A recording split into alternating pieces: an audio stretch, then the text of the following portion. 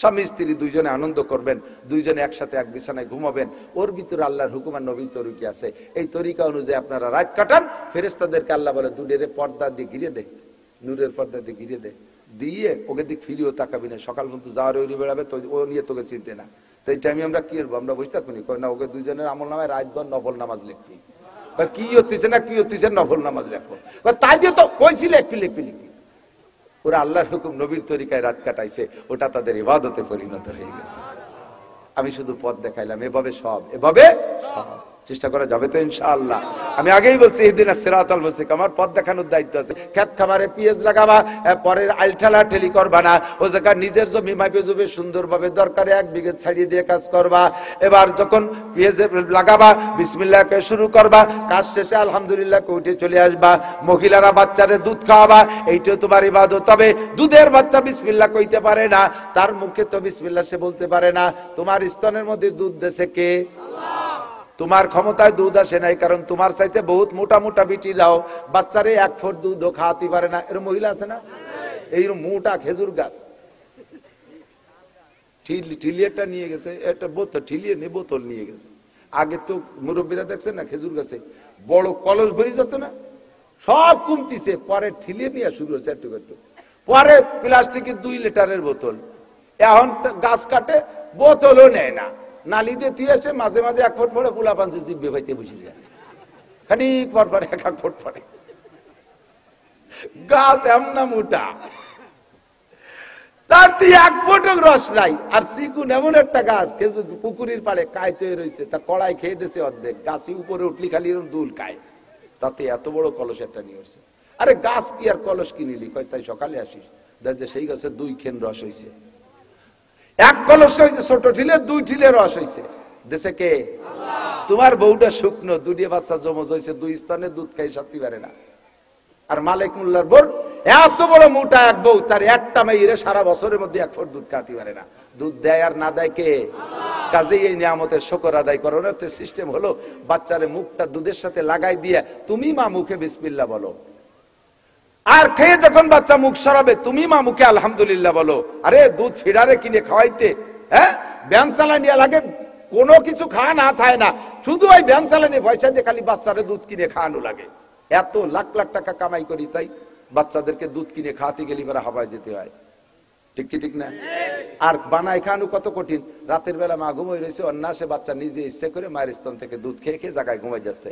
আর যেগুলোরে বানায় খাওয়ানো লাগে দুধে দামড়া দামড়ি, দুধে একটারও ঘুম থাকে না, রাত 2টের সময় ওঠা লাগে, 3টের সময় ক্যাক করে ওঠে, উঠে আম্মু দুধ আম্মু দুধ। কত বিপদ! এই এত বিপদ থেকে আল্লাহ বাঁচাইছে, স্তন করে দুধ দেছে। কাজে বিসমিল্লাহ তুমি বলবা, দুধ খাওয়ানোর পরে আলহামদুলিল্লাহ বলবা। যত ফুটা দুধ খাইছে প্রত্যেক ফুটায় ফুটায় তোমাকে নেকি দেওয়া হবে। সাথে স্তনটাকে খোলা অবস্থায় দুধ খাওয়াবা না। অনেক মা আছে বেহায়া বেশরম, ছেলে একটা 18 বছর বয়স কলেজে পড়ে, আর একটা কোলে দুধের বাচ্চা, দুধের ডারে দুধ খাচ্ছে, পুরো স্তন খুলে দিয়ে 18 বছরের যুবক মায়ের স্তন দেখতেছে। মায়ের সাথে সন্তানের জিনার গুনাহ লেখা হবে। শ্বশুরের সামনে স্তন খুলে দুধ খাচ্ছে, ভাইয়ের সামনে স্তন খুলে দুধ খাচ্ছে, বাপের সামনে স্তন খুলে দুধ খাচ্ছে, বিলকুল হারাম, জায়েজ নাই। পর্দার সাথে দুধ খাওয়ান, তাহলে এটাও ইবাদত হবে, তাহলে এটাও ইবাদত হবে। স্বামী স্ত্রী দুইজনে আনন্দ করবেন, দুইজনে একসাথে এক বিছানায় ঘুমাবেন, ওর ভিতরে আল্লাহর হুকুম আর নবীর তরিকা আছে। এই তরিকা অনুযায়ী আপনারা রাত কাটান। ফেরেশতাদেরকে আল্লাহ বলে দুধের পর্দা দিয়ে ঘিরে দে, নূরের পর্দা দিয়ে ঘিরে দে, দিয়ে ওকে দিক ফিরিও তাকাবি না, সকাল পর্যন্ত যাওয়ার ওই বেড়াবে তো ও নিয়ে তোকে চিনতে না। তো এই টাইমে আমরা কি করবো? আমরা বসে থাকুনি, না ওকে দুইজনের আমল নামায় রাতভর নফল নামাজ লিখবি। কি হচ্ছে না কি হচ্ছে নফল নামাজ লেখবো, তাই দিয়ে তো কইছি লিখবি লিখবি লিখবি। ওরা আল্লাহর হুকুম নবীর তরিকায় রাত কাটাইছে, ওটা তাদের ইবাদতে পরিণত হয়ে গেছে।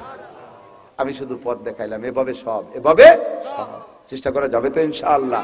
আমি আগেই বলছি ইহদিনাস সিরাতাল মুস্তাকিম, আমার পথ দেখানোর দায়িত্ব আছে। এবার চৌরাস্তায় যাইয়ে গুল্লি খাইয়ে আড়াই জাতি পারেন, কাজেই একেবারে হাতে ধরে পৌঁছাই দেবে আল্লাহ। এর জন্য আমাদের আরেকটা কাজ আছে, সেটা হলো দাওয়াত ও তাবলীগের মেহনতে যাইয়া 3-4 মাস যদি সময় দেন, আল্লাহর রহমতে এমন ভাবে পথ পেয়ে যাবেন, আশা করি একেবারে গন্তব্যে চলে যাবেন। ভাঙ্গার চৌরাস্তায় যে পথ হারানোর সম্ভাবনা থাকবে না ইনশাআল্লাহ। দাওয়াত ও তাবলীগের মেহনত 1, 2, 3 ফরিদপুর কি প্রথম পর্বে 1, 2 কেবল 31শে জানুয়ারি 1, 2 ফেব্রুয়ারি তাবলীগ করব উলামায়ে কেরামের সাথে। কাদের সাথে ইজতেমা করব? কাদের সাথে? আলেমদের সাথে। পাবলিকের সাথে গেলে কি পাবলিক সেও জানে না আমিও জানি না, দুই না জানে একসাথে যে কি হবে, খালি পিকনিক খাই হবে, ঠিক না? 5,000 7,000 ছেলেদের টাকা দিচ্ছে ছেলেরা, যাইয়ে বেশ মুরগি টুরগি বিরিয়ানি খাইয়ে বাপ পায়ের তেল কইয়ে চলিয়েছে বাড়ি। আবার কি শিখছেন? সে ফকি গেছিলাম এক আমিরির সাথে, সে হয়ে আবাল ওই খাওয়াই শিখছি। নাসির হুজুর কলেজে তবলিগি গেলি এত তা চেয়ে যায়, কিচ্ছু না মানে কিচ্ছু না। একজনে কয় বাপ কবর আজাবরে ভয় পাও, ও জানি কবরে কি আজাব হয়। ওই দুটো চড় দেয়, পরে রাইফেলের গাদা দিয়ে দুটো গুঁতো দেয়, পরে দুটো মোয়া দেয়, এই এলো কবর আজাব। মানে আসামি পুলিশি দাওয়া মারছে, দৌড়ে যাইয়া ভাঙ্গা কবরের মধ্যে পলাইছে।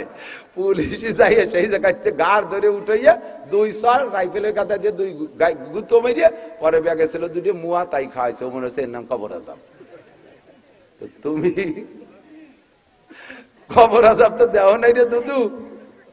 তবলিগ তো চেনে না। আমি জামাত নিয়ে গেছি, যুবকরা 12 জন ছিল, তাদের আলিফবা থেকে নিয়ে মাত্র 3 দিনই কোরআন শরীফ পড়া শিখে ফেলেছে। কলেজের ছেলে তো, ব্রেন ভালো, একেবারে সহজ। অক্ষর চিনাইয়া জের জবর পেশ জজম তাজদিদ শিখে 3 দিনই পড়া শিখে ফেলাইছি।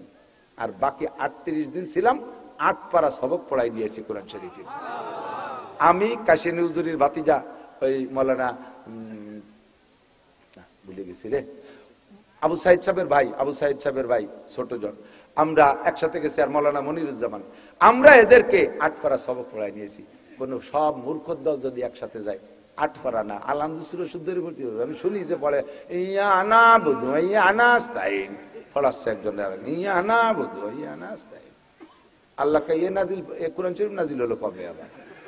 এবারই কোয়ালে ফাজলামি ছাড়া আর কিছু না।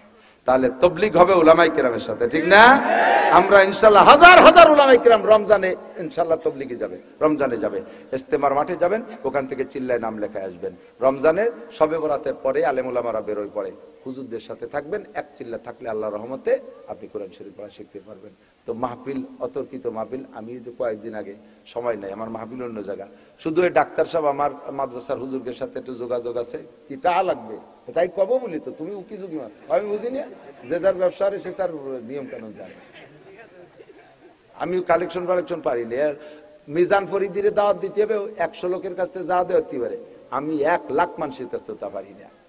ওকে শূন্য মাঠে ছাড়িয়ে দিলি বড় বড় শৈল পায়, আমাদের সাগরে ছাড়িয়ে দিলে পানি হয়ে যায়, পাই না, আমার টাকা দেয় না কেউ, আমিও পারি না।